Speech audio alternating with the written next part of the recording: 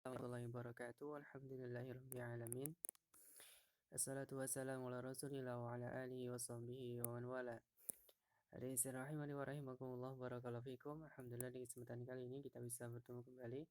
Insyaallah kita akan melanjutkan belajar kita bersama di pelajaran tafsir. Nah, barakallahu fikum. Pada kesempatan kali ini kita akan melanjutkan di pelajaran yang keempat. Nah, masih membahas tentang surat An-Naml, yakni kisah antara Nabi Sulaiman alaihissalam dengan Ratu Saba, yaitu Ratu Bilqis. Nah, yang kita lihat sekarang ini adalah sisa-sisa peninggalan dari kerajaan Ratu Saba, ya. Nah, ini bisa masih ada sampai sekarang.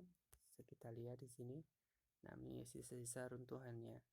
Nah, bisa kita sebagai ibroh pelajaran untuk umat-umat yang akan datang. Nah, baik. Sekarang kita masuk di pelajaran yang keempat, tafsir surat An-Naml ayat 38 sampai dengan 40. Nanti kalian semuanya baca secara mandiri ya ayatnya untuk mempersingkat waktu. Secara garis besar dari kandungan ayat di sini adalah ya menceritakan tentang kisah Nabi Sulaiman alaihissalam, ya, yang menawarkan kepada pembesar-pembesar kerajaannya, ya, siapa ya di antara mereka yang sanggup untuk membawa singgasana Ratu Saba ke kerajaan Nabi Sulaiman. Nah, kemudian berkata Ifrit, ya, ya dari jenis jin, ya, ini yang cerdik, menawarkan akan bisa membawa singgasana sebelum Nabi Sulaiman alaihissalam berdiri dari tempat duduknya. Ya, dia sanggup untuk membawa singgasana Ratu Saba ya sangat cepat sebelum Nabi Sulaiman berdiri dari tempat duduknya. Kemudian ada pembesar yang lain, yaitu dari seseorang yang alim dari ahlu kitab, menawarkan diri ini bisa membawa singgasana Ratu Saba sebelum Nabi Sulaiman berkedip. Berarti ini lebih kuat lagi, lebih dahsyat lagi dari kekuatan Ifrit. Nah, maka tentunya ya Nabi Sulaiman di sini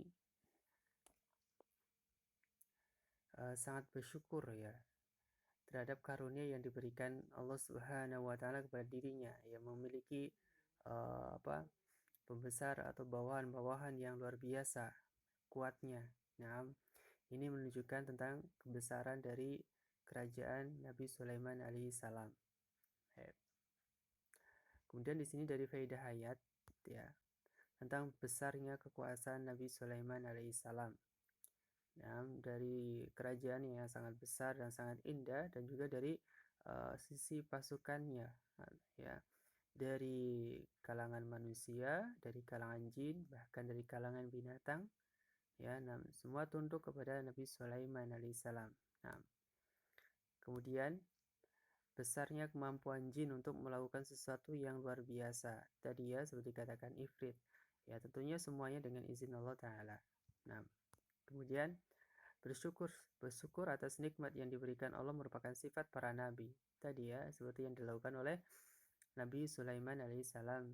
Nah, selalu bersyukur atas apa-apa yang beliau dapatkan dari Allah Subhanahu wa taala. Nah, kemudian dari praktek perilaku keseharian kita, yaitu selalu bersyukur kepada Allah atas nikmat yang diberikan dan digunakan untuk dan tidak digunakan untuk bermaksiat. Nah, jadi nikmat yang Allah berikan kepada kita itu sangat banyak. Dari nikmat sehat, nah, nikmat harta yang ada pada kita itulah kenikmatan yang sangat besar. Dan seharusnya kenikmatan itu digunakan untuk dalam rangka ketaatan kepada Allah Subhanahu wa taala. Nah, juga nikmat aman ya. Alhamdulillah di sekitar kita ya tidak terkena bencana yang besar yang sedang menimpa saudara-saudara kita ya, seperti gempa, banjir, tanah longsor. Nah, kita semuanya di sini dalam keadaan aman, maka kita harus bersyukur ya. Nah, terbebaskan dari musibah-musibah yang besar. Nah, baik. Selanjutnya antum bisa baca lebih lanjut pada pelajaran ini. Nah, barakallahu fikum. Mudah-mudahan kita semuanya mendapat taufik dari Allah Subhanahu wa taala untuk senantiasa bersyukur atas nikmat yang telah Allah berikan kepada kita semuanya. Nah, baik sampai sini dulu di pelajaran kita. Mudah-mudahan bisa bermanfaat. Allahu taala alam. Subhanakallahumma bihamdika asyhadu an la ilaha illa anta astaghfiruka wa atubu ilaik. Assalamualaikum warahmatullahi wabarakatuh.